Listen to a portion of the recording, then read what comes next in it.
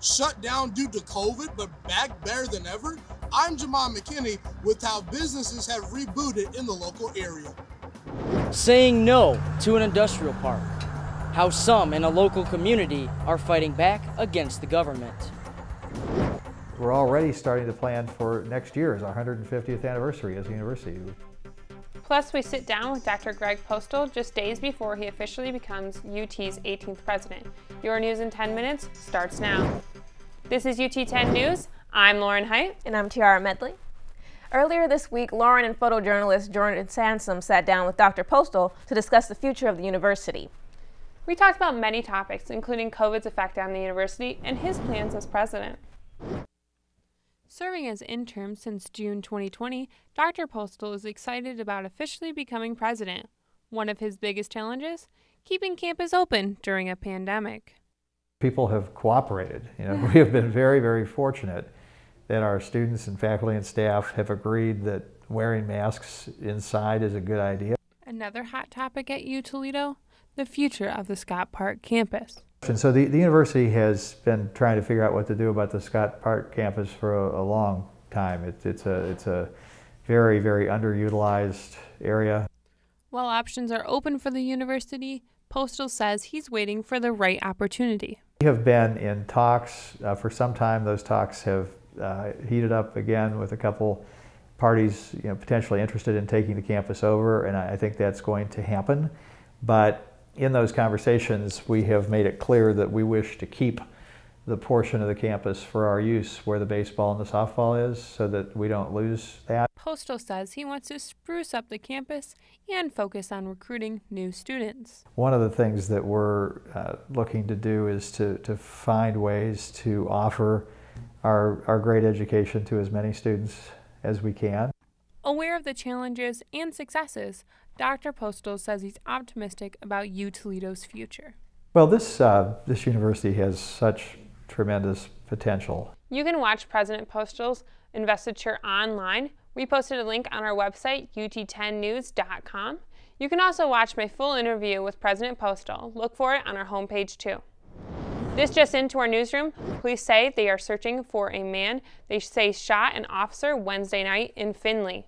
The Ohio State Highway Patrol says their trooper, Joseph Brost, was shot after stopping the suspect for speeding. The officer's injuries were serious but not life-threatening. Police say they are not sure if the suspect is armed, but they know the man ditched his car during a police pursuit and fled on foot. We all know many local businesses have struggled during the COVID shutdowns and restrictions, but as UT 10's Jamal McKinney shows us, owners are finding creative ways to bounce back. The Toledo Regional Chamber of Commerce represents over 2,000 businesses in the Northwest Ohio area and are looking to help uplift the community towards promise and away from COVID effects. President and CEO Wendy Gramza was recently able to touch on how the organization is creating positivity and also how COVID has affected local businesses. We need to continue to kind of meet people where they are. Don't assume that, oh, there's plenty of jobs out there, so if anybody wants a job, they found one. That's not the case. Some industries actually saw an increase in business, but for the most part, businesses, especially those in retail, entertainment, restaurants, hotels, saw their businesses literally shut down overnight. Some local restaurants in the Toledo area, oddly enough, massively upgraded while COVID was still on the rise. Some certainly doing it in more unique ways than others, that's for sure. Restaurants in the local area like Chevy's Place use COVID-19 to their advantage by taking the time to renovate and create a fun and more interactive space during the pandemic. First, before we did our rooftop that we're standing on now, we renovated our bathrooms. We made our bathrooms bigger. We had a lot of issues with a single bathroom with as busy as we were. So we chose to renovate our bathrooms first.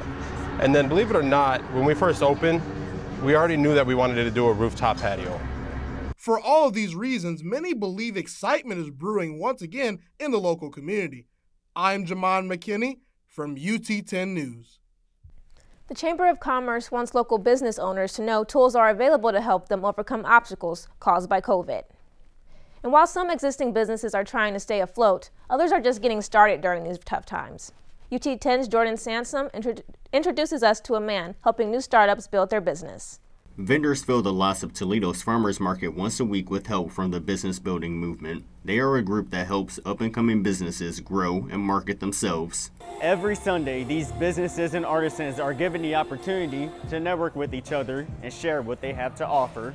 They welcome vendors to the corner of Market and Superior Street to walk through the outdoor market where they set up shop. Building is essential for success as a small business, and it's important for the community to get involved. A lot of people don't understand the concept of building. They think building is just outside building in, and realistically, we can help one another build one another up in the business, and we can help build our community up. Empowering small businesses is a vision that McDonald Sr. has in mind, and holding this event is a stepping stone for them to succeed. We want small businesses to become big businesses. So it's about, just trying to help empower one another, help build one another, do more events, just become, the movement that we should be. Many vendors have their own stories and experience, but the main goal is to build a strong community. The general public is welcome to explore these different businesses and to learn more about how they can help. When you create a structure of helping one another in business, it helps one another in the community, because when you bring about the money in, it allows you to go into the community to be able to do more things. The business building movement will just have a few more events from 3 to 7 p.m., with their last being on October 31st to wrap up the year. In Toledo, Ohio, I'm Jordan Sansom for UT10 News. To participate, vendors pay $60 to set up shop each Sunday or $100 a month. There are discounts for returning vendors. Fighting over land. Neighbors in one local community say city leaders are going too far. They're trying to stop the city from purchasing wetlands and converting it into commercial property. UT10's Zeke Fravor explains. The city of Oregon is attempting to purchase 400 acres of land from Berry Road to North Curtis Road, but residents in the area are uneager to sell. Just west of Maumee Bay State Park, the city of Oregon has a large, commercially zoned area for its refineries. Now, the city wants to move inland and buy over 400 acres of land bordered by Route 2 to the north and Brown Road to the south, and some of the landowners in the area refuse to sell. Beth Ackerman owns a farm in the area, and she has already declined to sell once. Avian veterinarian and expert Dr. Susan Oros says an industrial park could disrupt the environment. In that particular wetland, there's a nesting pair of bald eagles. So they don't like disruption.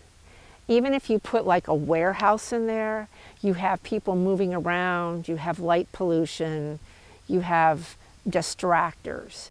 The area is also home to many species of birds, which would lose their habitats should the industrial complex be built. Birds, on average, to change their migratory bird route takes them about 100 years. I reached out to the city of Oregon for a comment, and there was no response. In Oregon, I'm Zeke Fravor, UT10 News. The Save Oregon's Wetlands No Industrial Park Environmental Group has a Facebook page where they post updates about their cause. We have a link to that on our website, ut10news.com. I understand there's some interesting things happening in the sports world. What's new with our Rockets in sports? The women Rockets, they've played very well last weekend, as I saw a lot of golden flashes. Stick around after the break to see how the Rockets performed against Kent State. Sports is next. Let's say you're someone like Anthony. Smart, hardworking, up for a challenge. You check out big old anonymous State University. And you feel, well, like a number. Then you do a 180. You visit the tiny technical school in your neighborhood. But now you start thinking they may not have the majors, research, technology, and experiences that you're sort of expecting. And then you check out U Toledo. You meet a professor, and she tells you about the clinical experience you'll get right here at the University of Toledo. The University of Toledo's Department of Communication is proud to announce a new partnership with WGTE Public Media. UT10, the university's student-run newscast, and Rocket Talk, a new campus talk show, will both air on Friday nights at 6:30 p.m. on WGTE. WGTE stands for Western Greater Toledo Education. That means everything we do here, radio, TV, outreach components, or anything we do has to have an educational part to it. We are hoping to accomplish here with this partnership getting the great content from the students, their views and how they look at issues that are happening in the news, and then providing that contact for our community. So the partnership it's really twofold. It's great for the university and it's great for us as well to get that inside content from the students' point of view. Thank you to WGTE for giving broadcast students of the future a new home.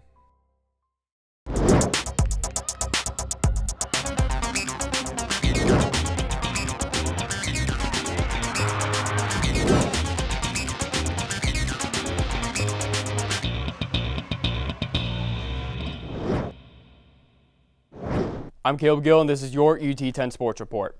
There was a lot of action against Kent State this past weekend, with both women's soccer and volleyball hosting the Golden Flashes.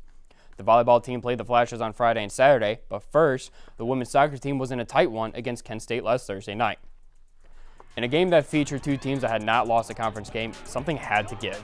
The Rockets didn't start off the way they wanted to, which allowed Kent State to score the first goal off of a free kick in the 31st minute. Toledo did come back stronger in the second half, though, with the two freshmen McKenna Schultz and Olivia Dalt connecting on a score to tie the game up in the 49th minute. In the waning moments of regulation, each team was able to get a big save that helped extend the game into overtime. The Golden Flashes, though, were able to close out the game in the 95th minute, with Eliza Arthur kicking in her own rebound for the game-winning goal. This game was not just the Rockets' first MAC loss, but also their first overtime loss this season. The Rockets volleyball team had better success against the Golden Flashes last weekend than the soccer team did. The Rockets volleyball team was able to kickstart their weekend against the Golden Flashes with a 3-game sweep. It would not come easy at times, with Kent State getting a few early leads, but this would not intimidate the Rockets as they would go on multiple 6-point runs throughout the night. The first set, Toledo won pretty handedly with a score of 25-18. The second set was much closer, with a lot of back and forth, before Toledo won with a score of 26-24. Kent State got the early lead in the third set. That would be the only lead of this set. Toledo would win it 25-16 to complete the sweep on Friday night. Junior Senior Alave led all players with 11 kills, with classmate Olivia Vance getting 5 kills of her own, along with 5 blocks. Day 2 of the weekend series featured a lot of the same. The only time Kent State led in the first set was after they scored the first point. From then on, it was all Toledo, who took hold of the first set with an 8-2 lead and went on to win it 25-18. For a second straight night, the second set was more competitive than the other two sets. This one was neck and neck for a while, being tied up at 18, before Toledo pulled away at the end, winning the set 25-20. Hoping to avoid getting swept again, Kent State was able to get 11-9 lead in the third set. This was until Toledo scored the next 6 points. With the Rockets up 15-11, there was hardly any doubt of the Rockets completing the sweep.